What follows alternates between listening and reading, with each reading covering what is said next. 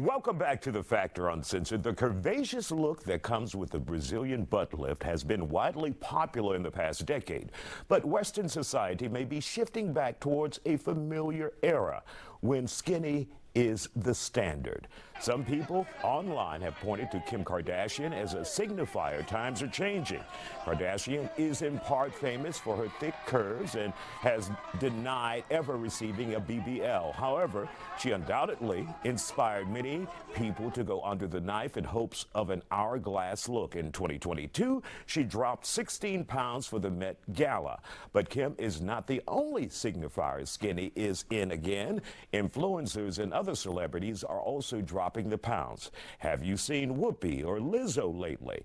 Joining us to talk about that skinny culture that's making a return, influencer Houston's Lala, Raina Mejia, who admires the skinny aesthetic, and Lakia Taylor, who has been naturally skinny all her damn life. All she had to do was fight, fight, fight. So first of all, when you guys see this trend coming back, your thoughts about it? I feel like my thoughts on skinny culture returning. I was really young, and I think the early 2000s when that was more like the low-waisted pants, the crop tops, showing your torso all the time, and skinny was so in that I didn't really get to experience that. I grew up more in like the BBL era, the thick era, the curvaceous era. I'm honestly very happy that it's returning because I always did kind of admire that low-waisted look, just kind of having a very slim hourglass figure, but not as big curves, maybe because I haven't really been that curvy in my life. But I'm happy that it's coming back. And I will, but not as curvy as I feel like the BBL culture kind of admired in the last couple of years, So now I'm like, okay, finally I can kind of like not have to worry about bulking up all the time, and I can just be myself. All right, Lala, your thoughts on this, the skinny culture returning. Is it a positive? Is it a negative? Your thoughts? I think it's whatever really makes you happy. Obviously, everything comes in waves. I used to be super skinny. Like, I had no hips, I had no shape, and everyone's like, well, you don't have kids, go do some squats. No. So I did a BBL, and I'm very open about what I've had done.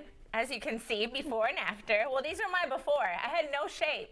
So I had a BBL, but I didn't have enough fat, so I ended up getting some filler in my hips, and now I love my body shape. Like, I love the hourglass shape because it makes me comfortable in my clothes, not because I'm following a trend or what people like. So whatever you feel comfortable And you say you're not going the hell backwards, We ain't going back, baby, no. We're staying slim thick. I'm slim thick. That's how I want to be. So, yes. But, I think thin is coming back in. People taking Ozempic, working out, trying to be thin. So, I don't know. I'm happy with how I am. I stay at my same weight pretty much all the time. So, whatever makes a woman happy, do it. All right, Lakia, let's hear from you. Well, I would say for me, as you said earlier, I've been skinny all my life, right?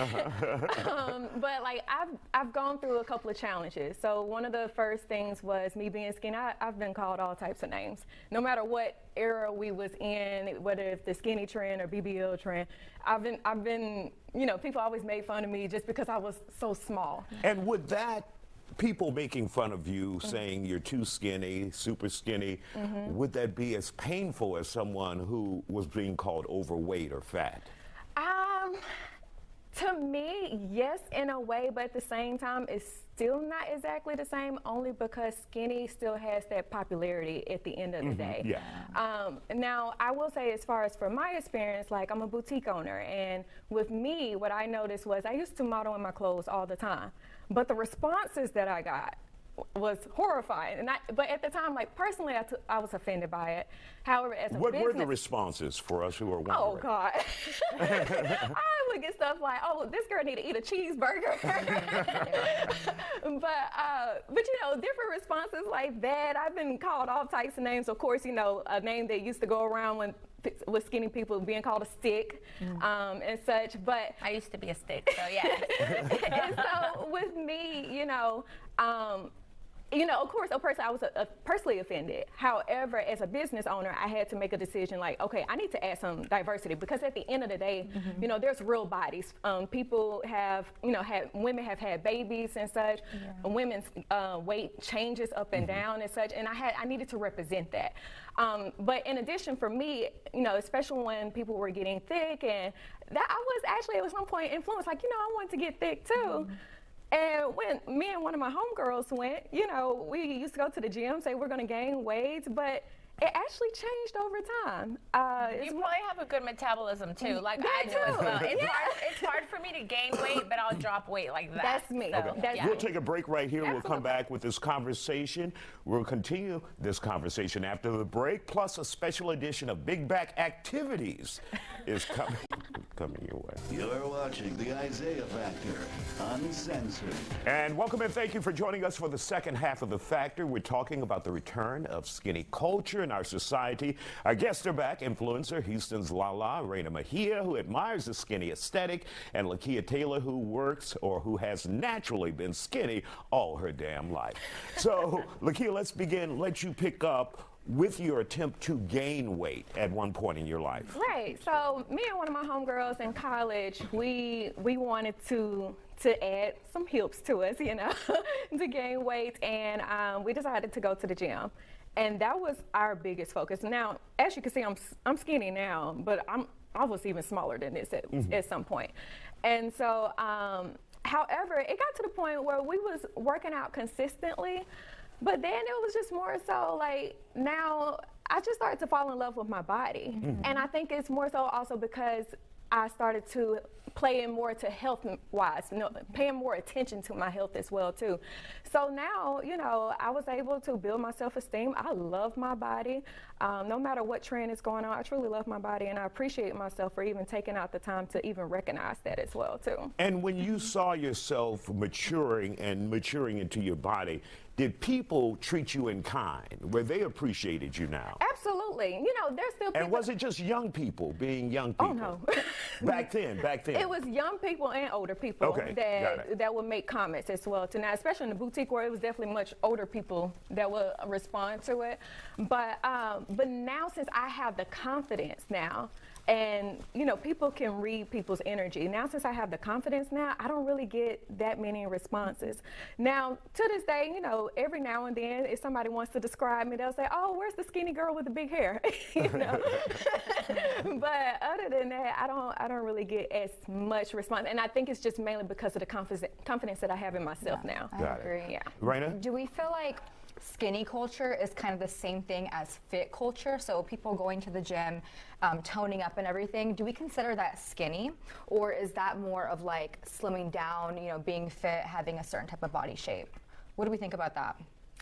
That's really a good question, because right now, you know, I still go to the gym. You know, I don't really have exactly like What a do goal. you do at the gym? I live, and you'll be surprised. See, that right there is a skinny culture. I take it back. Hold on, let me stop myself. I still lift weights here and there, and you know, it's more so just toning up. I like seeing my body toned, you know, and I'm like, okay. But as far as having like a goal to hit a certain weight, no, I don't really care about being that anymore. healthy now, I think. Yeah, I think that's more of the trend now, is like being fit. Like everyone kind of wants to have that body shape of like, you look healthy, you don't want to look too skinny, you don't want to look sick, but you also don't want to be, I feel like being too curvaceous now is kind of like, oh, she must eat a lot or something. Right. You know, because you have to eat a lot in the gym to like bulk up. Right. So I admire the fit aesthetic a lot more than the skinny culture that's coming back. But of course, people who are very skinny are going to take offense to the skinny culture, and people who are overweight also are going to be offended Should be by whatever makes you happy. Exactly. Whatever I you're feel like, comfortable. yeah, I love agree. being slim thick. I'm happy with it. And, Right. you know, I work out to stay healthy and to maintain. So. Do you think this new trend we're seeing will put undue pressure or extra pressure on those who may be plus size? I think maybe to some people who really so. take the media to heart, yeah, they're probably like, damn, I got to get skinny now. You know, that's the trend, so let me follow it. So you kind of just have to keep in mind to do what makes you feel good within yourself and how your clothes fits you, and try not to get too in your head about trying to follow what everyone else is doing. So, All right. yeah. Ladies, thank you for joining us here on The Factor. Great conversation. Still ahead tonight, we talk about the dangers of going too far to become skinny. Keep it here on The Factor. And welcome back to The Factor Uncensored. We're continuing our discussion on some people's desire to become skinny. There are some that may go on a wellness journey that involves healthy diet and exercise. Unfortunately, some fall into more dangerous habits and develop eating disorders. It impacts an estimated 29 million Americans and is the second deadliest mental illness after opioid addiction.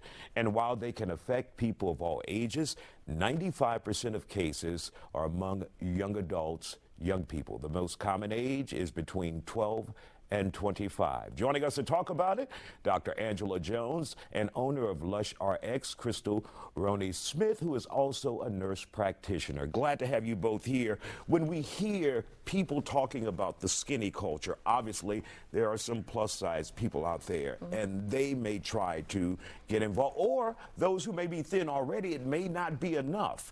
And so then you get many illnesses where you have bulimia, you have people who are starving themselves. Your thoughts on how to avoid that? I think we have to have a conversation in the beginning. Like if I have a client that comes into the clinic and they're presumably underweight, we look at the BMI, and BMI of 18 and under is considered underweight. And a lot of times it starts with a phenomenon called skinny fat. There is a such thing, it's called skinny fat, so where someone is underweight, but they have body fat that's noticeably on their bodies. And so in this particular case, they need to gain muscle and protein versus losing weight. So you have to dig into labs, you have to figure out, assessment of why they feel like they're overweight. And you really got to get into something, because sometimes it's a very mental issue, and there's something called body dysmorphia as well that you really need to dig in deep and find out soon. All right. And Dr. Jones, let's talk about body dysmorphia and individuals who may have that, may encounter that. It can become dangerous, even deadly, because they're always searching for the answer that they can't get their hands around. It's never enough. So you'll get slim, you'll even get healthy, but you'll look in the mirror and what you see is not what is actually being shown to the world. What you see is someone that's obese when in fact your ribs are showing. And so it's more than just, I just want to be just a little skinnier. It is literally something that's going on with their mind, and they can't really, it's hard for them to process what they're actually seeing. So it's never enough. And you will see pictures of people who are suffering with bulimia, anorexia, that literally look like skeletons, and they're still saying it's not enough. And a lot of people pass it off like, what's wrong with them? Like they just need to go eat a burger, but it's beyond that. It's beyond just a fad. This is now a mental illness that we're fighting, and these people have to go to institutions, they have to get treatments, they have to slowly gain their weight back, because even gaining their weight back is traumatic for them because they're terrified of gaining weight. And it's a debilitating disorder. And for both of you, if you find someone who may be a family member or friend going through that and they seem to be disappearing in front of your eyes, what's the best way to approach that? I mean, just journaling eating habits. Can you set that up? Ask questions. Like, tell me, what did you eat yesterday? Sometimes you might even want to take them out to eat. You really got to dig into deep. And sometimes there's cultural habits and things that we're not looking at as well, because everyone's culture is different, and everybody's weight and whatever seems desirable may vary from different cultures. So I feel like it's just very important to have those deep and meaningful conversations. And as a healthcare provider, for me, it's digging into labs. Labs don't lie. So if someone's not eating the best of diet, it's going to show through those blood work. All right. Dr. Jones, your advice to those family members who may be around someone that they love and they may be disappearing in front of their very eyes. You have to approach it with caution, because if you approach them too abruptly, they're just going to lie. You have to remember that they're protecting this disorder. They know that they shouldn't be going to the bathroom and regurgitating their meal. They know that they shouldn't be restricting themselves to such a low calorie intake on a daily basis. So you do have to approach it with caution. I would say, approach it with someone who is addicted to a drug. You can't just come to them and say, you have a problem, come on, let's go fix it.